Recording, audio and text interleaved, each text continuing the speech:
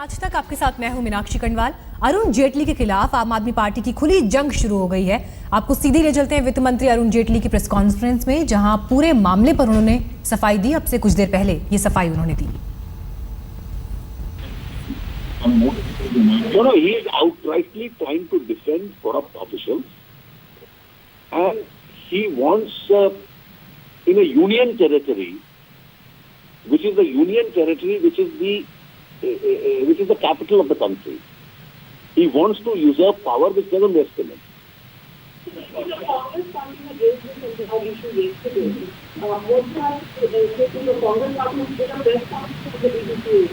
I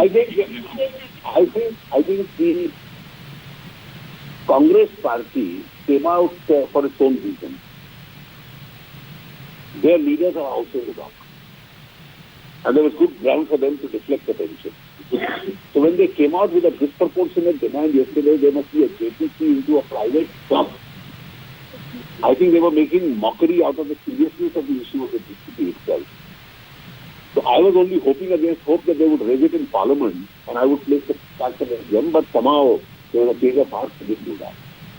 And therefore, I've used both my blog and the media interaction in order to extend this. And now let me explain two significant factors. How is a stadium built? पिछले कई दिनों से कुछ दिन पहले CBI ने नारी को सर्च किया और उसको अरेस्ट किया। वो आज भी गिरफ्तार है। दिल्ली सरकार को उस पर कोई एतराज नहीं था, लेकिन जब किसी मुख्यमंत्री के करीबी अधिकारी पे किसी पुराने मामले में अगर सीबीआई सर्च करती है तो एक बेतुका तर्क दिया जाता है कि देश के संघीय ढांचे को खतरा पहुंच गया।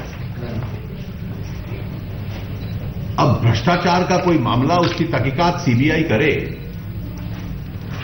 और एक अधिकारी के खिलाफ करे सिर्फ इसलिए कि वो मुख्यमंत्री के करीब है, संघीय ढांचे के ऊपर खतरा पहुंच गया। संघीय ढांचे पे तो खतरा तब पहुंचता है जब यूपीए सरकार के दौरान एक यूनियन टेरिटरी की सरकार केंद्रीय मंत्रिपरिषद के निर्णय के खिलाफ केस दर्ज कर ले, जबकि उसके पास पुलिस के अधिकार नहीं है। कोई मुख्यमंत्री इस प्रकार की भाषा देश के प्रधानमंत्री के खिलाफ इस्तेमाल करे तो क्या यह संघीय ढांचे की भावना के अनुकूल है?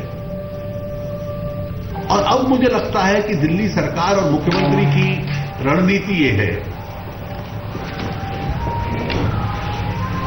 कि उनके पास भ्रष्टाचार के साथ खड़े हुए जब रंगे हाथों पकड़े गए हैं तो केवल एक चारा है कि लोगों का ध्यान दूसरी तरफ आकर्षित करते हैं। और यही कारण है कि शायद मेरा नाम बार बार वो लेते हैं। कभी गलत बयानी करते हैं कि संसद को गुमराह किया गया। अगर संसद को गुमराह किया गया तो उनके सांसद प्रिविलेज मोशन डाल सकते हैं। यह स्पष्ट है कि सीबीआई एक भ्रष्ट अधिकारी के खिलाफ गई थी, न मुख्यमंत्री कार्यालय में गई, न मुख्यमंत्री की किसी कागज की तरफ गई, न उस सर्च का केजरीवाल जी के टेन्योर के साथ कोई संबंध था। अब जहां तक दिल्ली में क्रिकेट का संबंध है, पिछले कई वर्षों से मेरा कोई क्रिकेट से संबंध नहीं है, न दिल्ली में न बीसीसीआई में। तो इतने वर्षों बाद जाकर इनको ये विषय कैसे याद आ गया? आज तक तो किसी ने सार्वजनिक जीवन में उंगली भी नहीं उठाई। और न समझी के आधार पर तथ्य रखते रहना। मैं स्पष्ट कर दूं कि दिल्ली में गैर सरकारी साधनों से बना हुआ एकमात्र क्रिकेट स्टेडियम यह है। बाकी सब टैक्स पेयर या सरकार के खर्चे पर बने हैं। इतना बड़ा विशाल स्टेडियम पहले छोटा बनना था, फिर उसको बड़ा करते गए, क्योंकि दिल्ली को बड़े स्टेडियम की जरूरत थी और मुझे गर्व है इस बात का कि उसकी सुविधाएं हम लोगों ने बढ़ाई और 114 करोड़ रुपए में एक state of the art stadium बना। 7-8 वर्ष लगे, धीरे धीरे उसमें एडिशंस करते रहे और इसकी तुलना अजय माकन जी खेल मंत्री रहे हैं, वो अपनी सरकार की परफॉर्मेंस से कर रहे हैं। एक नया स्टेडियम 114 करोड़ में बन गया और कॉमनवेल्थ खेल में नेहरू स्टेडियम की केवल रिपेयर्स और रेनोवेशन पे 900 करोड़ खर्चा, 14,000 कैपेसिटी के ध्यानचंद स्टेडियम पे 600 करोड़ रुपए खर्चा और यहां एक ब्रांड न्यू स्टेडियम 42,000 क्षमता का 114 करोड़ रुपए में बना और बनवाया भी किसी निजी कॉन्ट्रैक्टर से नहीं, एक public sector undertaking engineering projects India limited से टेंडरिंग के माध्यम से। एक सांसद हैं जो बार बार लिखते रहते हैं हम लोग के खिलाफ। जब मैं प्रतिपक्ष का नेता था तो उन्होंने यूपीए सरकार को लिखा। यूपीए सरकार ने सन 2012 में एक जांच बिठा दी, क्योंकि कंपनी है और कंपनियों के साथ डील करने का केंद्र सरकार को अधिकार होता है और 21 मार्च की 2013 की उनकी रिपोर्ट जो यूपीए सरकार में थी वो पढ़ ली जाए। रिपोर्ट में स्पष्ट लिखा है कि कुछ टेक्निकल वायलेशंस हैं प्रोसीजर्स की, कि कोई नोटिस ठीक नहीं था या कोई फाइल ठीक नहीं थी, कोई सब्सटैंटिव वायलेशन नहीं है और वो सारी कंपाउंडेबल थी और उन लोगों द्वारा जिनसे वो शायद कमी रही होगी और मेरे संबंध में लिखा कि इनके खिलाफ कुछ नहीं है इसमें। ये तो पिछली सरकार जिसमें मैं विरोधी था उसके कार्यकाल में यह जांच थी और उसके बाद से न केंद्र में न दिल्ली में मेरा क्रिकेट से कोई संबंध रहा है। See, but given Yes, I know.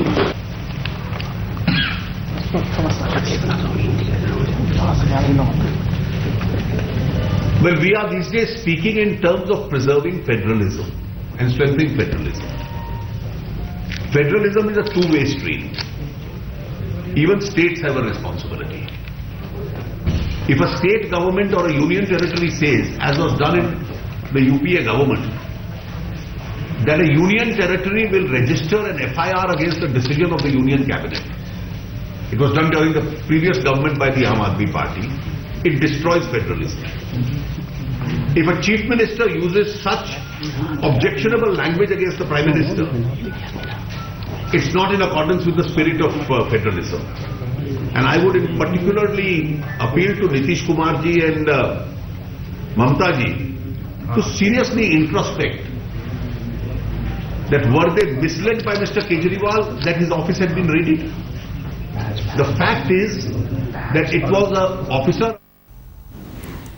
तो इस प्रेस कॉन्फ्रेंस में अरुण जेटली तमाम आरोपों पर सफाई देते हुए उन्होंने सारे आरोपों को सिरे से खारिज किया और साथ ही फैक्ट्स भी पेश किए जिनके बारे में आम आदमी पार्टी ने उन पर आरोप लगाए थे। जैसा हम जिक्र कर रहे हैं, इससे पहले आम आदमी पार्टी ने डीडीसीए में बड़े घोटाले की बात की और अरुण जेटली को इसके लिए कसूरवार बताया। प्रेस कॉन्फ्रेंस कर आम आदमी पार्टी ने डीडीसीए में अनियमितताओं और घोटालों में जेटली की भूमिका पर सवाल खड़े किए थे। डीडीसीए ने अरुण जेटली जी की अध्यक्षता ने 24 करोड़ रुपए का बजट बनाया कि हम इस स्टेडियम को 24 करोड़ रुपए में कंस्ट्रक्ट करेंगे।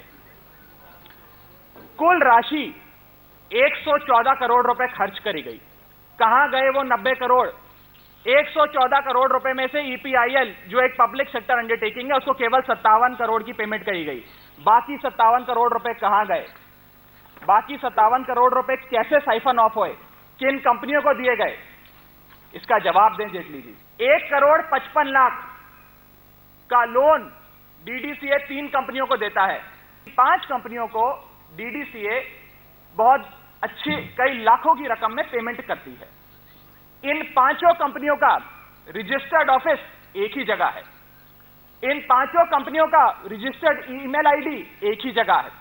इन 5 कंपनियों के डायरेक्टर्स सेम लोग हैं और इन 5 कंपनियों के शेयर होल्डर्स में आपस में नेक्सस है। वही लोग घूम फिर के डायरेक्टर बन जाते हैं, वही लोग घूम फिर के शेयर होल्डर बन जाते हैं। इस प्रकार से कंपनियां बना बनाकर, फर्जी कंपनियां बना बनाकर पैसा निकाला जा रहा है डीडीसीए से, अपने ही खिलाफ पैसा देकर केस करवाते हैं और फिर अपने ही वकील को पैसा देकर कहते हैं अब अपीयर कर जाओ। ये सब क्या है?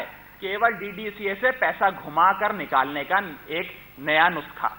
कुछ ऐसी कंपनियों को कुछ खर्चों की पेमेंट करी जा रही है जिन कंपनियों ने वो काम कभी करा ही नहीं, वो सामान कभी दिया ही नहीं, वो सर्विसेज कभी दी ही नहीं, ऐसी कंपनी को पेमेंट करी जा रही है। तो डीडीसीए को लेकर आम आदमी पार्टी लगातार अरुण जेटली पर निशाना साध रही है, लेकिन डीडीसीए इस पूरे मामले पर क्या कह रही है ये आपको सुनवाएंगे एक ब्रेक के बाद। ब्रेक से पहले हमने आपको दिखाया वित्त मंत्री अरुण जेटली ने किस तरह से आम आदमी पार्टी के तमाम आरोपों पर सफाई दी। अब एक बार फिर से आम आदमी पार्टी प्रेस कॉन्फ्रेंस करके आरोप कहीं भी क्लीन चिट नहीं दिया गया है, बल्कि उस रिपोर्ट में साफ तौर पे कहा गया है कि 57 करोड़ रुपए ईपीआईएल को पेमेंट किया गया है जो पब्लिक सेक्टर की कंपनी है। बाकी 57 करोड़ रुपए 14 से अधिक कंपनियों को पेमेंट किया गया है। उन कंपनियों का क्या ब्यौरा है, किस आधार पे उनको पेमेंट किया गया है, इसकी डिटेल्स उनके द्वारा इसका कोई जवाब नहीं दिया गया। डीडीसीए ने भी भारतीय जनता पार्टी के पूर्व सांसद चेतन चौहान जी जो डीडीसीए से जुड़े हैं, उनकी भी प्रेस कॉन्फ्रेंस में देख रहा था, वो कह रहे थे कुछ फाइनेंशियल इरेगुलरिटीज की बात उनकी फैक्ट फाइंडिंग्स कमेटी ने दी है, लेकिन ये सिर्फ थोड़ी बहुत अनियमितता नहीं है बल्कि ये भारी भ्रष्टाचार है। उसकी डिटेल्स और उसका जवाब उन्होंने नहीं दिया कि क्या क्या भ्रष्टाचार हुआ और कैसे कैसे हुआ। और जो फैक्ट फाइंडिंग्स टीम की रिपोर्ट है, वो रिपोर्ट ये कहती है कि ये मामला क्रिमिनल ब्रीच ऑफ ट्रस्ट का बनता है, ये मामला चोरी का, थेफ्ट का बनता है, ये फैक्ट फाइंडिंग रिपोर्ट में है। तो अगर ये थेफ्ट का मामला बनता है, अगर ये क्रिमिनल ब्रीच ऑफ मामला बनता है, तो इन मामलों में अब तक खामोशी क्यों रही? इन मामलों में वित्त मंत्री के ऊपर अब तक कार्रवाई क्यों नहीं हुई? एसएफआईओ की जो रिपोर्ट आई, जो रिपोर्ट डीडीसीए की फैक्ट फाइंडिंग कमेटी की आई, जो रिपोर्ट 2 जजेस की कमेटी की आई, इलेक्शन कमिश्नर की जो रिपोर्ट है 2 जजेस की, जो रिपोर्ट ये कहती है कि चयन में भी धांधली की गई, सिलेक्शन में भी धांधली की गई और बच्चों से पैसे लेके, हेर फेर करके, लोगों से पैसे लेके उनको क्रिकेट खेलने का मौका दिया गया। इतने गंभीर, इतने बड़े भ्रष्टाचार के आरोप को वित्त मंत्री जी अपनी पार्टी की और संघ की परंपरा के अनुरूप तो अमितता नहीं बल्कि भ्रष्टाचार है और इन तमाम आरोपों पर कोई जवाब नहीं दे पाया अरुण जेटली। एक बार फिर संजय सिंह यहां पर ये तमाम आरोप वित्त मंत्री पर लगाते हैं। अपनी पार्टी के तमाम आरोपों पर डीडीसीए ने क्या सफाई दी, आइए सुनते हैं। मैं बिल्कुल साफ करना चाहता हूं कि हम लोग कुछ भी छुपाना नहीं चाहते हैं, कुछ भी छुपा हुआ नहीं है और कुछ भी छुपाना भी नहीं चाहते हैं। कल जो मैंने फिगर दी थी आपको स्टेडियम की, जो मैंने 141 बोला था, उसमें बहुत सारी चीज़ें और ऐड हो गई थी।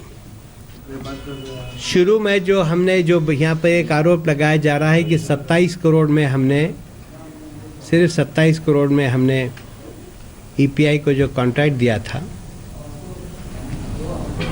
वो जो कॉन्ट्रैक्ट था वो ग्राउंड फ्लोर के लिए था और एक ब्लॉक में फर्स्ट फ्लोर था उसमें, और एक ब्लॉक में सिर्फ ग्राउंड फ्लोर था।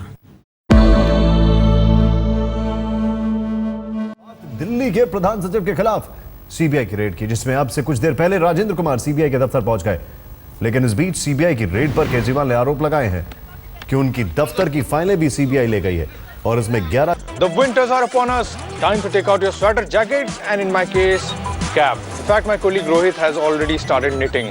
Now, Sony smartphones, I really like them, because they have their own design.